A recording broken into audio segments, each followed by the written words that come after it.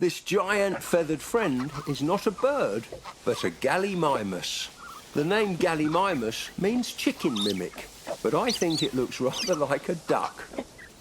Newbie keepers tend to find the toothless beak of Gallimimus rather unthreatening compared to the sharp teeth of other theropods. They start to show more respect once I remind them how well modern birds eviscerate their prey with their toothless beaks. The feathers of a Gallimimus are remarkably similar to those of modern ostriches. Thankfully, they don't seem to have the same habit of displaying them to their keepers as modern ostriches do.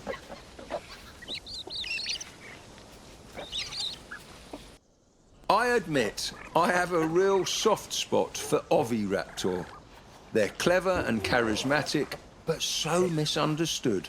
Maiasaura gets all the credit for being a good mother dinosaur, but Oviraptor are really quite gentle and attentive parents too, despite their bad reputation. The vets say we have to keep an eye out for any joint pain or stiffness in their legs. They're concerned that compared to the sand dunes they would have encountered in their natural environment, this substrate could be too firm. Caring for dinosaurs like Oviraptor is a delicate business. I'm glad that our park can be one more source combating the old story that Oviraptor are malicious egg thieves. The worst thing this Oviraptor has ever tried to steal was my hat, and my keys, and my tea, but only because they were shiny. Hello everybody, I hope you all are doing well. I'm the Naturalist Gamer here, and in today's video we're going to be checking out the two brand new fluffy animals added to Prehistoric Kingdom in Update 15. Update 15 drops officially today, August 25th, so if you have the game, be sure to download it, and if you don't have the game, this would be a great time to check it out. Now, without further ado, let's go. Let's take a look at these guys. And also, Update 15 brings much more than these animals, which we'll get to in a bit. Alright, so let's press play. And right off the bat, first and foremost, we have the Gallimimus. This is an animal that everyone got to check out when the update dropped for the player tester branch. So let me just pop myself over there. There we go. And you see they're using these new enrichment items that were recently added to the game. Now I put this habitat relatively quickly together. Oh, that's so cute.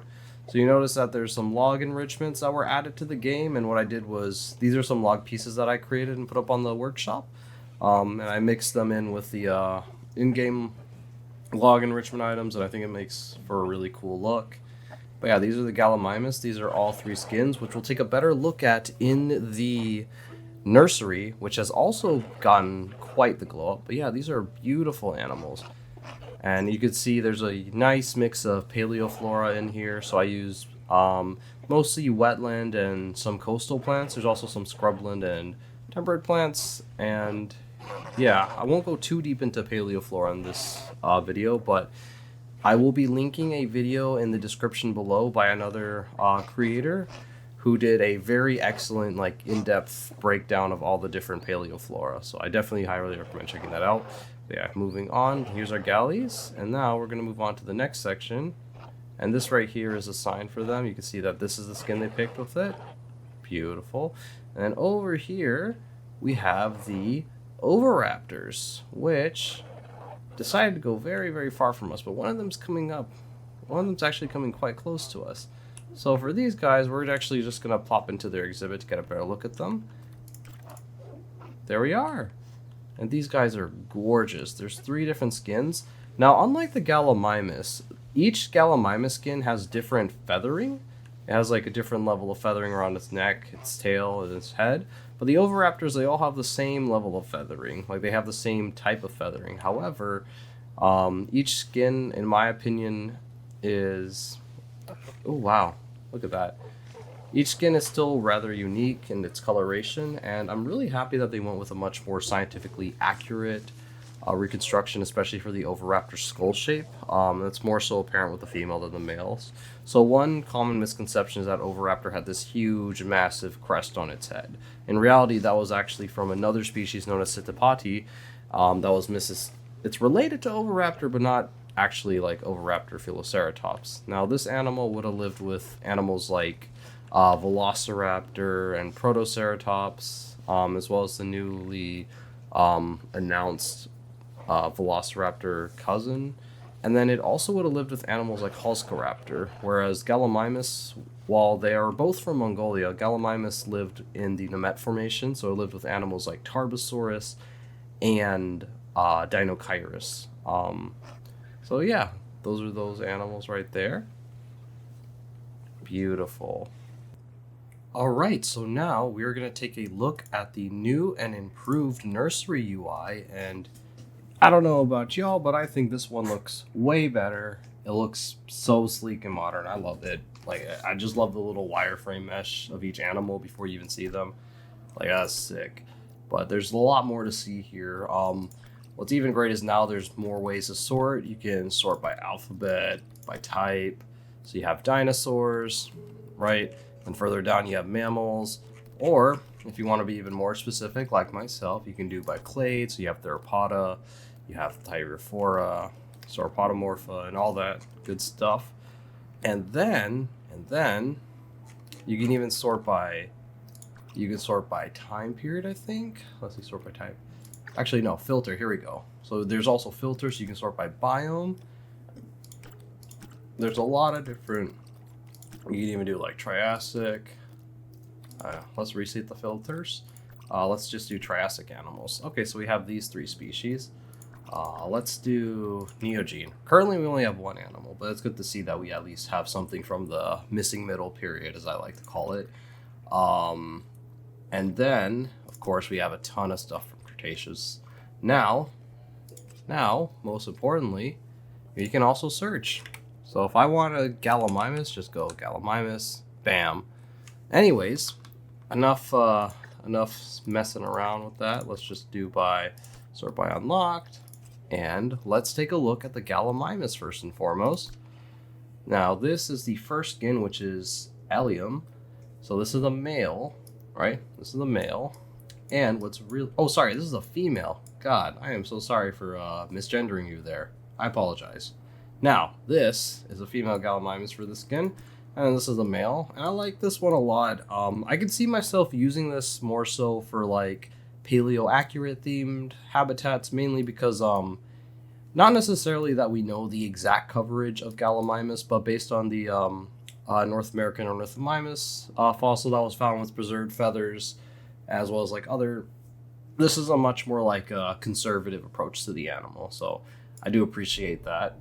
And what's really cool now with any of these, of course you can change the age and all that good stuff. But what's really cool now is you can actually customize the design here. So instead of getting a random mutation, you can actually get a, you can randomize sex, you can randomize skin, but you can also randomize mutations. Or if you really just want like a whole pack of albino Gallimimus, there you go. You no longer have to get them by luck of the draw. But what's even cooler about this, and it's going to be more apparent in some other skins, I'll show you guys in a bit, but let's take a look at the rest of the skins real quick. And another thing you can do is override size variation. So I want to make this Gallimimus. By default, I think they all start at 1, but I want to make him gigantic, or at least as big as I can. So this is like an upper size limit. You can do that with all animals, which I think is awesome. And I plan on doing that mostly with like male animals to like further differentiate them, especially for some of the skins that don't have sexual dimorphism. Now, moving on, let's take a look at the other skin. We don't want any mutation here for now. This is Silver Spalding, and it's not too out there. Like, it's not as conservative as the previous skin, but it's also not super duper speculative. I love the little frill of feathers on the top of the head. I definitely love the tail fans. And another thing you'll notice is that both the wing and the tail feathers are different for each skin. So this one has much more of a rounder look, almost like an ostrich. And then this one has much more like pointier feathers. I'm really impressed with how they pulled this off. It's pretty awesome. So that's the male. And then the female, I don't believe... Okay, the female has like very subtle sexual dimorphism. And just like the other skin, this one also has sexual dimorphism as well. In fact, I think Gallimimus is one of the few animals where there's sexual dimorphism for all skins, but don't hold me on that. We haven't checked the last one yet. The last one is going to be... rose thorn. So this is the male. This is the male with that beautiful rose-colored pattern running out his neck. And then, oh yeah, so they are all sexual dimorphic. This one kind of looks like an emu, but I noticed that the tail fan and the wing feathers are similar to the first one, if I'm not mistaken. Oh, actually, no, they're different. Wow. Awesome, awesome. Okay. And then it has this huge, beautiful, like, array of neck feathers. Now, what I wanted to show earlier regarding the mutations, if you take this Gallimimus, right, or let's go with Leucistic, because I think it's the better one. So this already looks pretty awesome as well. Like, I can even see myself using this as, like, an alternate species. Maybe if I want, like, some Ornithomimus in my park, and I just don't have those. I can pretend that these are, like, some Ornithomimids. But what's really cool is if you go to override color variation, you can actually change the pattern, too. So you see that? So I'll move it a little bit slower so you can minimize or maximize the original pattern that the mutation is based off of. You can change the hue. I might change it to that. You can even change saturation. So you notice that with this skin specifically, which is why I wanted to use this one, you can see that the red, there's like a little bit of a reddish brown hue on its throat that comes up. And then you can even change the value here, which if I bring that all the way down, it makes the skin darker, get up. And this is just so cool. Like you can actually, and you can even do this with like normal skins too. So you don't have to just do this with mutations. Like, I can take the normal skin, I can make as many different variations as I want. So this really helps, like this really gives you the opportunity to, you know, make your animals feel much more unique and personable. So yeah, we basically have our own skin editing system, at least with the skins that already exist in the game, but you can go above and beyond and really customize each animal the way you want. But of course, we can't forget about the babies. Look at that. That's so cute. Oh, look at his little dance. Doopy doopy doop. He's so cute. He's so cute. Now, let's just get a couple of these. And you can see this one has like some subtle patterning. So you can even change the skins of the babies too. I kind of like the red look a lot. I don't know about y'all. And actually, I want to lower the value too to make them a little bit more darker. Uh-oh, the game froze. I broke the game. Oh, no, it's fine. And I love how like they have the little pin feathers that eventually like fully develop as the animal ages. So we have like a more, and then eventually around here they start to fill in like normal feathers. That's so cool. That is so cool. Anyways, let's get a bunch of these babies. And of course, breeding is in the game now too, so babies can occur naturally now. I actually have some babies ready to go, but we'll get to that in a bit. So that's a really nice touch too. And of course, we'll cover breeding in a separate video because I think that would be really good to like give a more in-depth look as to how the nesting and breeding system works. So yeah, moving on, let's take a look at the Oviraptor. So this is the Oviraptor baby. Oh my god, it's so cute. I've never seen that animation before. And I also noticed something, like in the background, you can see an environment. I wonder if the same was with the Gallimimus. I didn't notice that before. Oh yeah, it is. That's really cool. So you kind of see like the environment that the animal comes from in the background. Same with this Tyrannosaurus, woolly rhino. That was really cool. So I think these are like, actually almost all of those look the same. I wonder if it's like a species by species thing. Why don't we try it for Velociraptor? Yeah, see, Velociraptor has a desert look. Oh yeah, that's so cool. Really nice touch. Oh, and this one has like grasslands. That's sick. Okay, enough of that. Let's go back to the Oviraptor. Where did he go? There he is. But in case I didn't know where he was, I can always just Oviraptor. Cool. So yeah, that's the baby, but we're here to see the adult skins. So let me raise his maturity up. And yeah, just like the Gallimimus and the Velociraptor as well, this guy starts off with pin feathers on his tail and on his arms. And, you know, it's just such a cute touch. Look at that. Bring it up.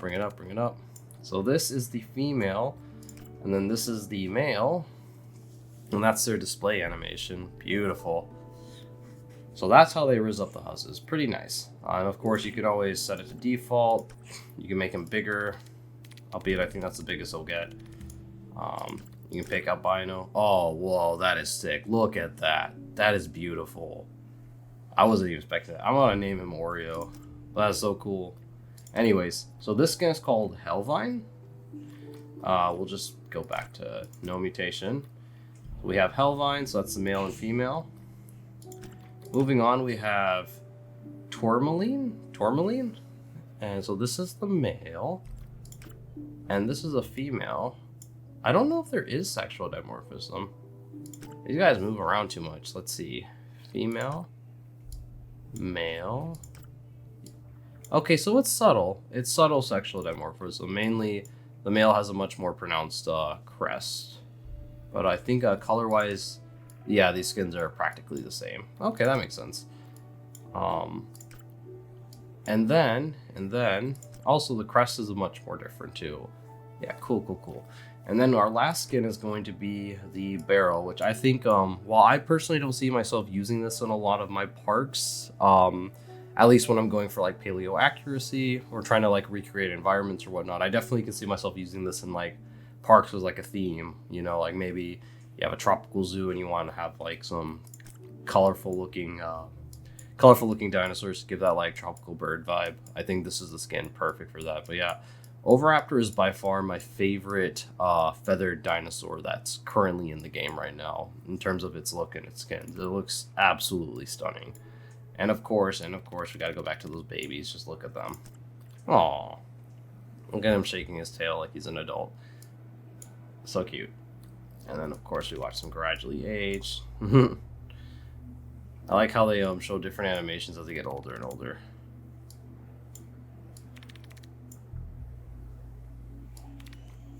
Beautiful. So yeah.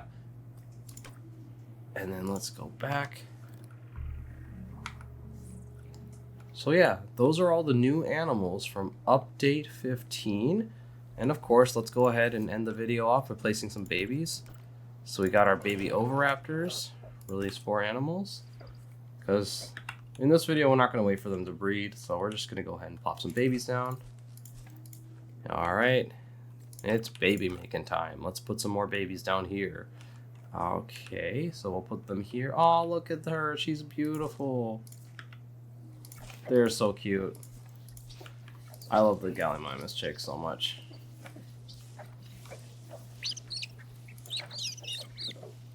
Cuties. And I love the sounds that they make.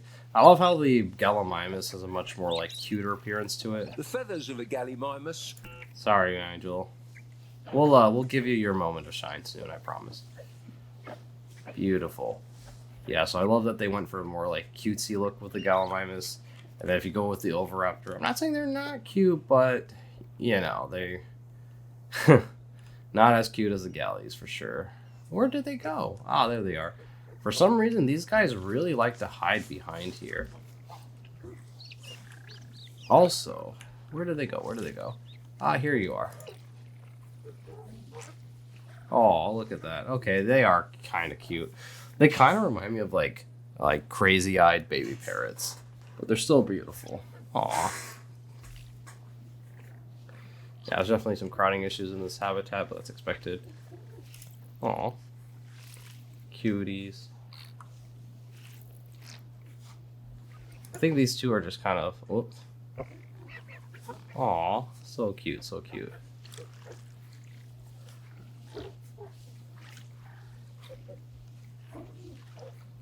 Alright guys, so yeah, that's the update. Let me know what you guys think in the comments below. I cannot wait to add these animals in the Scotswood Paleo Zoo. And yes, both Gallimimus and Oviraptor are going to be added. Gallimimus, Oviraptor, and Velociraptor are going to be the last dinosaurs that I add to the zoo for a while at least. Along with Dilophosaurus, of course, which I'm almost done with that habitat. And then I'm going to be moving on to mammals, and that'll be a lot of fun. So yeah, if you enjoyed my content, and if you enjoy the update, please leave a like, comment, and subscribe, and be sure to check out my other videos. And as always, thank you for watching.